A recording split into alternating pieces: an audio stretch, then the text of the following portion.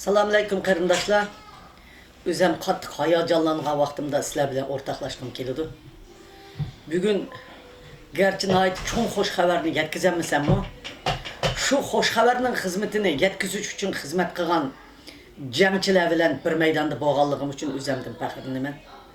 Men hayotimda 68-67-yildan tortib ta hozirgacha Uyg'urning dardi ahvoli uchun er-xotin ikkimiz kurash qilib keldik. Lekin eng memnun bo'lgan, eng rahatlangan vaqtim qaysi desanglar? 2-chisla Amerika Avam Palatasining yani kongresining ishiga kirib 100 dan ortiq odamning aşı shundoq aylanib yurib o'yga ashundoq kelkimdak menib o'zining dardi ahvolini anlatib bütün kongreslarni qo'zg'ab atgan kun. Ertesi kongreslarning odatda 3-4 qonun ma'qullandi qarindoshlar. 50 dan 60 dan odam kirdi. Bizga mush 200 necha odam biraqli kirib mush kongresning ichi, Avam palataning ichi yer tavragandek odamdek sal iqib ketdi qarindoshlar. Uyg'ur to'g'riliq Uyg'urlar o'zidan necha hassa Amerika Avam palatasining kongres a'zolarining so'zlagan so'zlari meni xalqim uchun yana umidlantirdi. Bu xabarlarni xalqimga yetkazgim kelib ketdi. Qarindoshlar, shunchalik hayajonlandim, shunchalik umidlandim.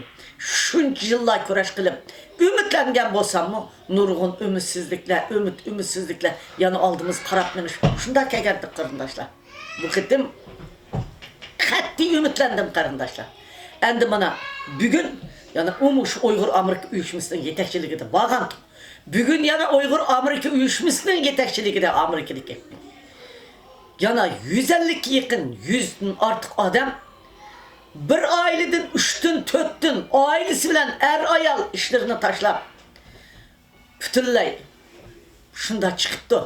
Necha vaqtidan biz hayron qoldiganimiz, necha vaqtdan bir eg'iz kirib gap qilmay jim turadigan başka bizden siyasetçilerin gapini anlaydiganlar çıkıp biz siyasetçiler akıl tutuq xalqning dardi ahvolini bugünkü 100 sanatga başla anlatdı qarindoshlar. Biz ularning gapini anlab turdik.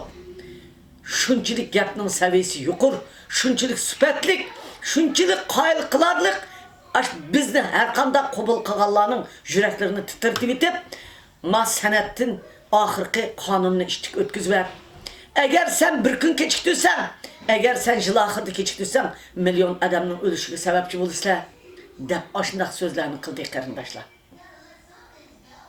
Ettigende işikten aldı, amızın aydaydıgan, şundak çoğ maşinla ve Uber maşinla taksi aydıgan qarindoshlarımız bizni kütüp saat 6'da berip işikten aldı turuptu. Şu Uyghur Medeniyet Merkezi Kuzat Altay Bayer'deki Medeniyet Merkezi'nin işikinin altıda turuptu qarindoshlar. Hemmimiz de hem apırıp koyup hem ekip koydu qarindoshlar. Biz mana ettigen saat 7'de çıkan qarindoshlar. Men baldurak ikinci bir saat 1'den keyin başka yerge olmaştım benim işim. Mana saat 6'da 7'de bular uyugu bardı. 12 saat bugün inqilab qildi. Men bugunmi aşınçılık hayacanımın içimge patkızanmay, menin halkım çokum vatanını koluga alıdı iken, muşundaq siyasetçiler, muş bağan 100 etrafıda adamın işide İngilizce siyaset bilmeydiğen bir adam yok. Ma toqtısı avu, ma nöbetlilen mavu, her bir ülkirgende nöbetlilen fikrini almıştırıp sözlep maldı qarindoshlar. Kongreslarının ve onun yardımcılarını jığıltıp ötüp qaytıp çıktı qarindoshlar. Yüreklerim larziga to'shib ketdi. Aşı sanat bildin sanat çoğ binasının içinde Uyg'ur saldek aqdi qarindoshlar. Uyg'ur saldek aqdi qarindoshlar. Hemmisinin ko'zlari chiqib ketdi. Hemmisi hayron qoldi. Mundaq hayvi bilan mundaq jiq adam kirgandikin ularni hayajonlanib turolmaydi ekan. Odatda ko'rish termil amsa ko'rishmaydi qarindoshlar. Ko'p qismi aşı sanatçılar o'zi resmi iş becerdiğin yardımcıları qabul qilib bizni işgallarni kutib oldi. Ümitsizlenmanglar, biz çokum bu yıl ahırı tirishimiz. Eğer mümkün bo'lmagandimi, yangi yillarda kirgan vaqtida biz çokum bunun ayığını tushiramiz. Sizlerning xalqinglar hargiz bundaq kunda davomlashqa biz qarab turolmaymiz. U biz aş o'layotgan lagerdagi bizning qarindoshlarimiz, biz ular deb aşındaq bizga aşındaq deb ketdi qarindoshlar. Men uningki meninki atrofimda mangan bütün 35 milyon davatgan, 25 milyon davatgan xalqning ovozi bo'lib so'zlayotgan farzandlarimning, yoshlarning chiroyliqligiga, yuzlaridan nurning yig'ib tug'uniga, hem ümitning yig'ib tug'uniga, xalqiga umid berishligiga men bugun atdigan soat 7da o'rnidan qopib, bolalarni kichkina 1 yosh, 3 yosh bolalarga qaraydigan odam bo'lmasa, shu cho'ng qizlarga 10 yoshlik bolalarga tashlab kelgan qizlarimga ve ailesi bilen bütün ishni xizmatlarini tashlab, ailesi bilen kelgan farzandlarimga ismini atsam, hammasini silib biladigan qarindoshlar. Men birinkini atsam, birisi qolib qoldi ekan. Barliq qizlarni yutilab kelgan, mayli Woodbrush, mayli Maryland, mayli boshqa, mayli bu New York, mayli mushu Virginia, mayli Washington, hamma yerdan kelgan qarindoshlarimizga men rahmat aytaman. 35 milyon xalqning umidi sizlar. Nima degan chiroyli ko'rinish, nima degan chiroyli odamlar sizlar. Xitoy qandoq bizni o'ltira oladi? Xitoy qandoq bizni yo'qota oladi? Mutlaq yo'qotamaydi. U mag'lub bo'ldi. Mana biz o'rnimizdan turdik.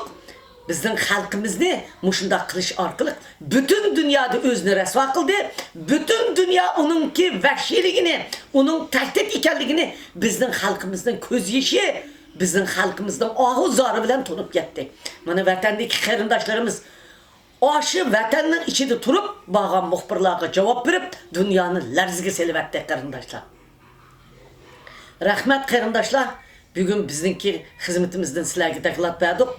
Allah bo'lsa sizlarga yana bir qatimda qonunning ma'qullanganligi haqida xush xabar beradigan vaqtim yetib keladi. Rahmat sizlarga. Lagerlar oxir taqab ketadi. Vatanimiz cho'qim bizning bag'rimizga qaytib keladi qarindoshlar. Biz u vatanning egisi. Bu mutlaq haqiqat. Bu qonuniyat, bu haqiqat öy egisiga, vatan egisiga qaytadi. Bu haqiqatni hech qanday zo'ravalla, zulm bilan yoki hiyla mikr bilan yoki vaqtni so'zish bilan o'zgartirmaydi qarindoshlar. Cho'qim bu haqiqat amalga oshadi. Rahmat sizlarga.